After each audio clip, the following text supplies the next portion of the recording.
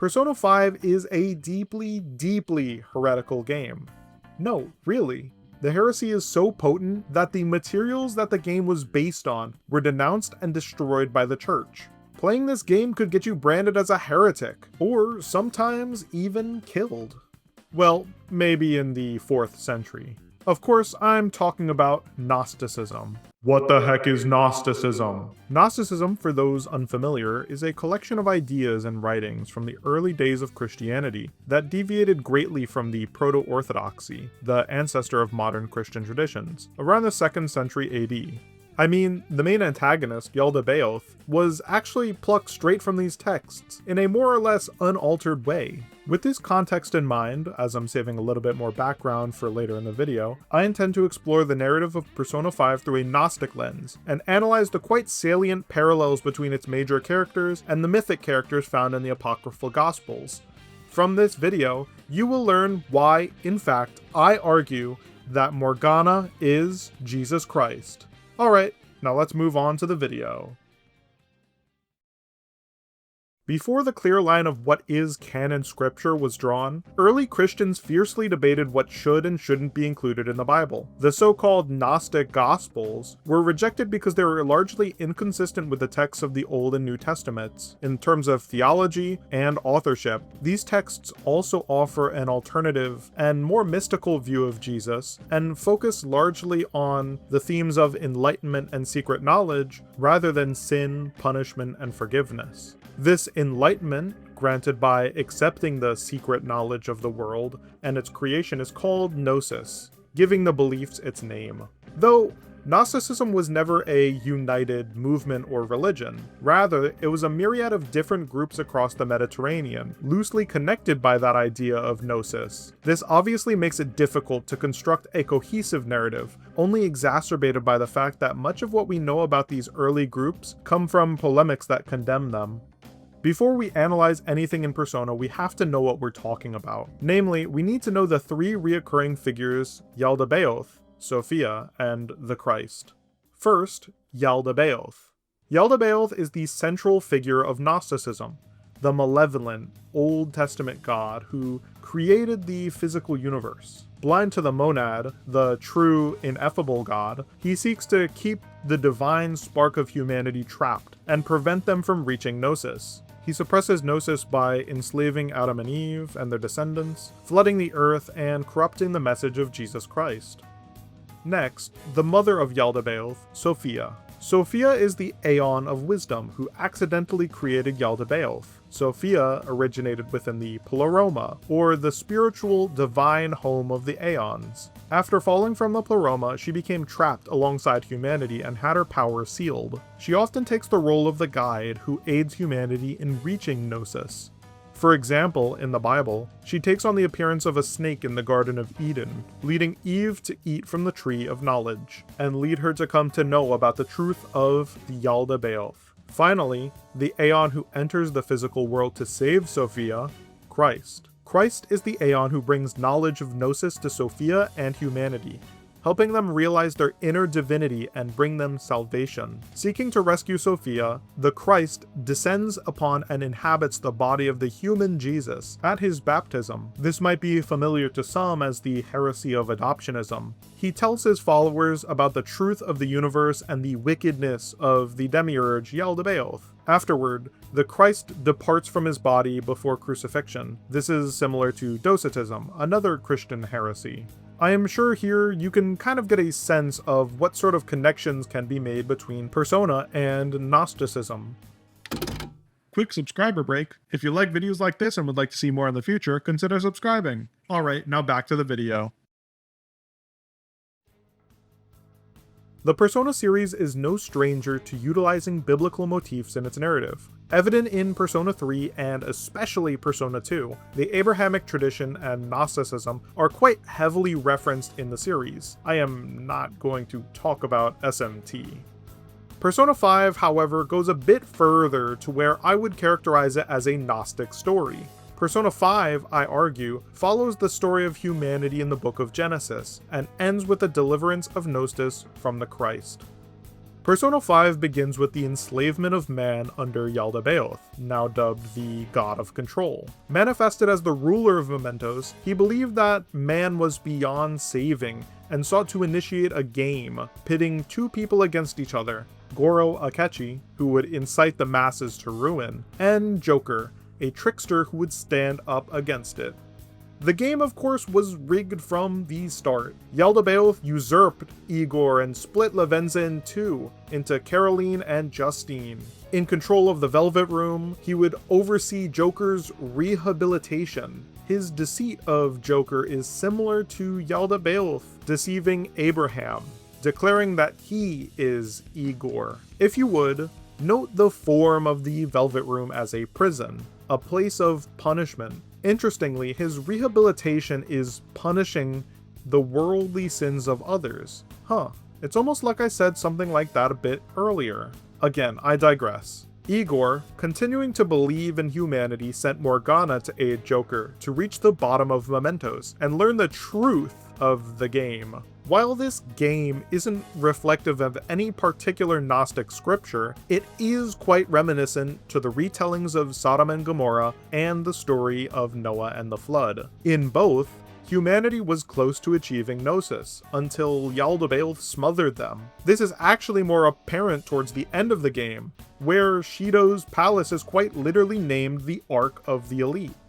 As the game progresses, and as the Phantom Thieves reach the bottom of Mementos, Morgana begins to learn more of his role, and after being defeated by the Holy Grail, he remembers his true purpose: to stop humanity from falling to ruin, and to dispel the lie that is Yaldabaoth. Similar to Jesus Christ, but more on that later. Alongside Lavenza, he explains the truth about Mementos, the malevolence of Yaldabaoth, and the true state of the Velvet Room.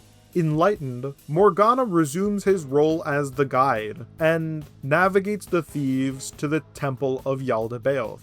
Struggling and then triumphing with the support of the public, Joker shatters the chains that bind his spirit, and with one cold-ass line, "Pillage him! Sataniel!" the Phantom Thieves rid the world of his control, freeing humanity. Until Persona 5 Strikers! The characters of Persona 5 notably reflect the mythic figures I defined in the first section of this video, and likely have become clear from the previous section. I'll start with the most interesting connection: Morgana as Jesus Christ. Morgana plays a very similar role to Jesus Christ in the Gnostic scriptures, acting as a guide through Mementos and later providing the secret knowledge to the Phantom Thieves to free themselves from the control of Yaldabaoth. Beyond this, there are three further pieces of evidence towards this Gnostic connection. First, as stated before, the Gnostics believed that the Christ inhabited the body of the mortal Jesus during his baptism, making him divine in spirit and mortal in body. Similarly, Morgana has two forms: Morgana in his physical form, in Japan as a black cat, and Mona, his avatar in Mementos. Interestingly enough, Morgana loses his Mona form after defeating Yaldabaoth, similar to how the Christ departs after the crucifixion of Jesus. Second, Morgana in the real world is unable to properly communicate with those that have not entered the metaverse. People in the real world can only really hear him meow.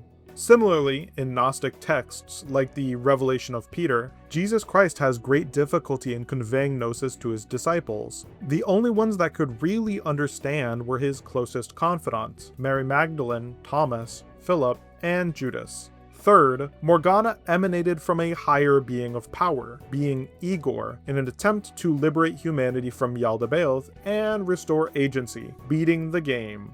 Some looser points that I have is that Morgana's codename being Mona being similar to Monad, and the date of learning his true role being Christmas Eve. One more thing that I have on Morgana is that he drops some pretty Gnostic bars towards the end of the game about the real world and how it doesn't exist, and instead it's what people feel. Here, let me play that clip. Remember, there's no such thing as the real world. What each person sees and feels, those are what shape reality. Continuing on, let's take a look at Joker. I have 3 theories regarding the role of Joker in Persona 5. I believe he could be A, a representation of humanity, B, Sabaoth, the repentant son of Yaldabaoth, or C, my favorite, that he's John the Baptist. First, Joker is representative of the whole of humanity, particularly their agency and inner divine spark. Rather than a messianic or biblical figure as some would suggest, he is human and prone to being misguided. This is evident as he's deceived by Yaldabaoth, who appears to be Igor. Additionally, Joker can choose to accept Yaldabaoth's deal, where he will return the world to its original, twisted state and make the Phantom Thieves be praised by the masses. This decision alone indicates agency. I mean, he is the Fool, an arcana of limitless possibility. Second, I would argue that Joker, or even Satanael, represents the repentant son of Yaldabaoth, Sabaoth.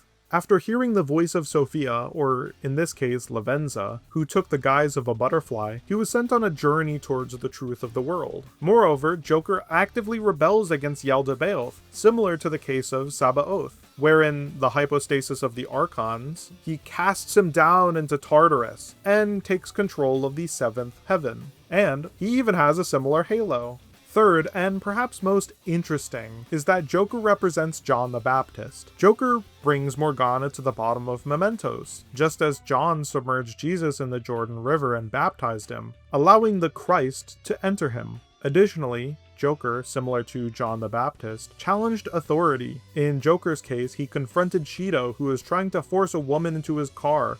In John's case, he confronted Herod Antipas and condemned the marriage between him and Herodias. He also criticized the Pharisees and the Sadducees. In this regard, both Joker and John the Baptist rebuke the corruption in their worlds. To finish off, I want to talk about Lavenza. As I said before, Lavenza acts in a similar manner to Sophia, the Aeon of Wisdom.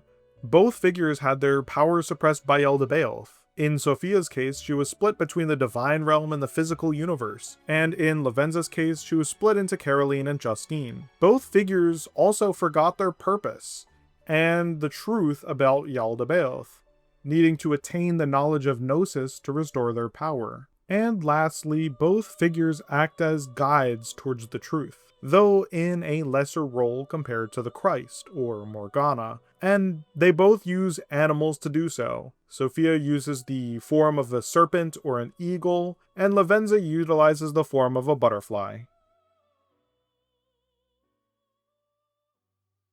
The use of Gnostic themes and characters within Persona is a part of a far larger legacy within Japanese media.